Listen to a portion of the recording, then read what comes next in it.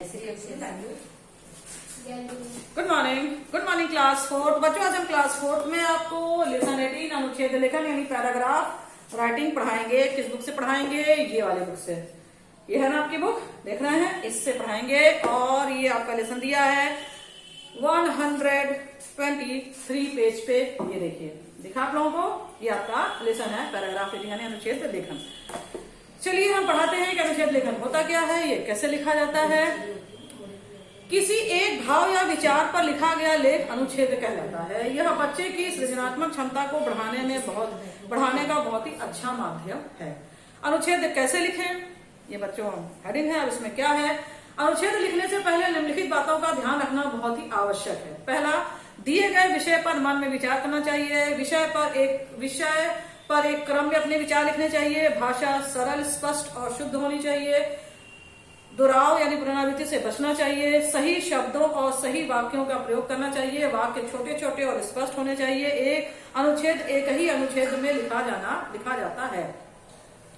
बच्चों, ये paragraph writing होता है, मतलब अनुच्छेद लेखन होता है। ये जो होता है, ये क्या होता है कि बच्चों की जो क्रिएटिविटी होती है उसको बढ़ाने का बहुत अच्छा माध्यम होता है। मतलब बच्चे, इसमें क्या होता है कि बच्चों को एक टॉपिक दे दिया जाता है और बच्चे उस टॉपिक पे अपने अपने विचार लिखते हैं। तो ये इससे क्या होता है, बच्चों की सृजन की क्षमता होती है, वो क्या होती है, बढ़ती है, समझ में। और इसको मतलब जब लिखा जाता है, जिसमें कई बातों का ध्यान रखना चाहिए। जैसे कि दिए गए विषय पर मन में विचार रखना चाहिए। मतलब जो भी आपको विषय दिया गया होता है, उससे अपने पहले मन में सोचना चाहिए कि उसमें हम क्या लिखें। तो मैं ऐसा नहीं है कि बस विचार, आपको एक टॉपिक दिया गया, आपने फटाफट लिखना शुरू कर दिया, वैसे आप सही से नहीं लिख पाएंगे। इसलिए पहले जो आप उस पर विचार करिए कि आपको उसमें लिखना क्या है। फिर दूसरा है कि विषय पर एक क्रम से अपने विचार लेने चाहिए, समझ में। मतलब एक सीक्वेंस में चीजों को लिखनी चाहिए।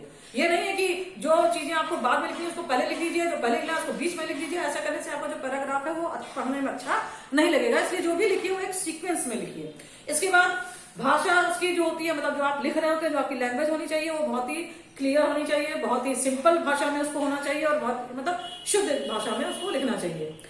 और चीजों को बार बार रिपीट करने से बचना चाहिए, समझा। जैसे आप जो भी चीजें लिखते हैं उसमें कुछ चीजों को जैसे एक दो बार आप रिपीट करिए, लेकिन ऐसा थोड़ी है कि कभी कभी कुछ लोग कई चीजों को कई बार रिपीट करते हैं, तो रिपीट करने से हमें बचना चाहिए। सही शब्दों और सही वाक्यों का प्रयोग करना चाहिए। मतलब जहाँ पे स्त्रीलिंग वर्ड हो रहा है वहां पे स्त्रीलिंग वर्ड का यूज किया, जहाँ पे पुल्लिंग वर्ड कर रहा है पुल्लिंग, जहाँ पे एकवचन का वर्ड होता है वहां पे एकवचन, जहाँ पे बहुवचन है वहां पे बहुवचन का। ये नहीं है कि जहाँ पे लड़का जा रहा है तो आप वहां पे लिख दीजिए कि लड़का जा रही है। तो ये सब की चीजों का भी आपको ध्यान रखना चाहिए। लड़का जा रही है, ये आपका वर्ड क्या हो जाएगा, गलत हो जाएगा। तो इसलिए सही शब्दों और सही वाक्यों का भी आपको क्या करना चाहिए, प्रयोग करना जरूरी होता है। वाक्य छोटे और स्पष्ट होने चाहिए। मतलब जो भी आप सेंटेंस लिखिए, जरूरी है इतना बड़ा लिखिए, आप उसको बहुत ही छोटे में भी लिख सकते हैं। और जो भी वाक्य लिखिए वो बहुत ही क्लियर लिखिए। और अनुच्छेद एक ही पैराग्राफ में लिखा जाता है। मतलब जब आप लिखना शुरू कीजिए तो उसको एक पैराग्राफ पूरा लिख के ही खत्म करिए, नहीं कि बीच में 4 लाइन लिखिए फिर उसको खत्म कर दीजिए, ये अच्छा नहीं लगता है।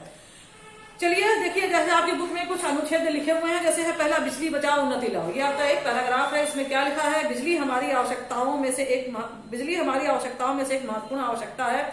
यह हमारे जीवन का महत्वपूर्ण अंग है। यह हमारे जीवन में प्रतिदिन प्रयोग में लाई जाती है। बिजली हमारे घर को प्रकाशमान करती है। बिजली होने पर भी हमें fridge, washing machine, press, AC, पंखा, कूलर, टीवी आदि का प्रयोग कर सकते हैं। X-ray, MRI, CT scan, ECG आदि की मशीनें बिजली से चलती हैं। मोबाइल भी बिजली से चार्ज होते हैं। खेतों में भी बिजली की सहायता से ट्यूबवेल से सिंचाई की जाती है। समाचार पत्र, पत्रिकाएं तथा पुस्तकें भी बिजली की वजह से ही प्रकाशित हो पाते हैं। हमें छोटी छोटी बातों का ध्यान रखें, बिजली बचानी चाहिए। जैसे कमरे से बाहर निकलते समय लाइट, पंखा, AC, टीवी, कूलर आदि बंद कर देना चाहिए। जब हमें जितनी जरूरत हो उतनी ही बिजली का प्रयोग करना चाहिए। LED लाइट्स का प्रयोग करें तथा फ्रिज को खुला न छोड़ें। बिजली बचाने पर अनेक प्रकार के लाभ होंगे और हमारा देश उन्नति कर पाएगा। ये क्या है बच्चों, देखिए कितना सुंदर और सरल भाषा में आपको समझा दिया गया कि बिजली बचाना जो है क्या होता है, वो बहुत ही जरूरी होता है। बिजली हमारे कितने काम आती है, उस बिजली से हम क्या क्या लोग करते हैं, समझ में आया। अगर ये बिजली नहीं रहेगी तो हम लोग कुछ भी नहीं कर पाएंगे, क्योंकि आजकल हम लोग बिजली पे ही बहुत ज्यादा डिपेंड है। सिंचाई करना हो या लाइट पंखा ऑन करना हो, लाइट आप लोग देखते हैं अगर 10 मिनट के लिए बिजली चली जाती है, 1 घंटे के लिए बिजली चली जाती है तो लोग बेचैन हो जाते हैं, खासकर गर्मी के दिनों में कि क्या हो गया कि बिजली क्यों गई। तो इसीलिए ये एक छोटा सा पैराग्राफ है, इसमें क्या संदेश दिया गया है, इसमें ये दिया गया है कि आप बिजली को बचाइए। बिजली को कैसे बचा सकते हैं आप, जैसे बच्चों रूम से बाहर जाए तो कुछ लोग होते हैं ना कि टीवी भी चल रही है, कूलर भी चल रहा है, पंखा भी चल रहा है, लाइट भी चल रही है 4, तो क्या करें, ये सब बंद करके बाहर जाए। इससे क्या होगा कि आपकी लाइफ जो क्या कहते हैं वो बचेगी। इस तरीके से देखिए बच्चों, कई पैराग्राफ आपकी बुक में दिए हुए हैं, जैसे नदी, मैंने एक सपना देखा, जब मैंने पहली बार साइकिल चलाई, मेरी प्रिय ऋतु, जिस तरीके के कई पैराग्राफ आपकी बुक में दिए हुए हैं।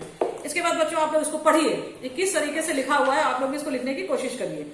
फिर इसके बाद बच्चों आइए पेज नंबर 126 पे, ये देखिए, ये आपका पेज नंबर 126 है।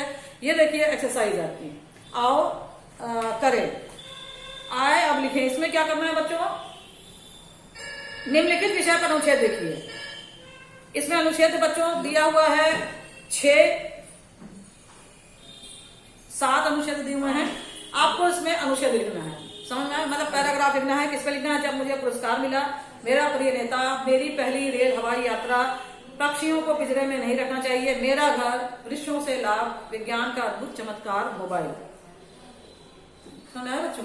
अब आपको क्या करना है, इस पे अनुच्छेद लिखना है, संकेत बिंदुओं को समझकर अनुच्छेद लिखिए। प्लास्टिक की दुनिया प्लास्टिक दुनिया का महत्व, कृत्रिम पदार्थ, उसके गुण, बच्चों उसको छोड़ दीजिए। लेकिन आप लोग ये जो ऊपर वाली एक्सरसाइज है, एक्सरसाइज नंबर 1, इसका अनुच्छेद मुझे लिख के दिखाइए, कम से कम 3 आपकी बुक में दिया हुआ है ना, उसमें से 3 अनुच्छेद कम से कम मुझे लिखकर दिखाइए। इसको अपने बच्चों कॉपी में लिखना है, ठीक है, क्योंकि इसमें जगह नहीं है बुक में आपकी, तो आप बुक में नहीं लिख पाएंगे। ये अनुच्छेद को अपनी कॉपी में लिखना है और कोशिश करिए कि किसी से पूछना ना पड़े आपको, सुना, खुद से जो है आप अपने दिमाग में विचार लाइए और उसको लिखिए अपनी कॉपी में।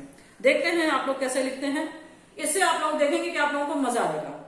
जब आप इसको लिखना शुरू करेंगे ना, और फिर धीरे धीरे जब आप लिखने लगेंगे तो आपको धीरे धीरे आपके मन में और भी थॉट आने लगेंगे और आप उसको लिखते जाएंगे, समझ में। तो ये आपको बहुत अच्छा लगेगा, करके देखिए इसको। तो इसमें से कोई 3, मतलब जैसे है आपका, जब मुझे पुरस्कार मिला, मेरा प्रिय नेता, मेरी पहली रेल हवाई यात्रा, रेल या हवाई यात्रा, दोनों में से कोई एक, पक्षियों को पिंजरे में नहीं रखना चाहिए, मेरा घर, वृक्षों के लाभ, विज्ञान का अद्भुत चमत्कार, मोबाइल। इनमें से कोई 3 आप मुझे लिखकर दिखाइए, समझ में आया। चलिए बच्चों, ये आपका जो लेसन, इसी के साथ आपका ये जो लेसन 18 है अनुच्छेद लेखन वो खत्म होता है। नेक्स्ट वीडियो में हम आपको इसी बुक का कोई दूसरा लेसन पढ़ाएंगे, ठीक है बच्चों।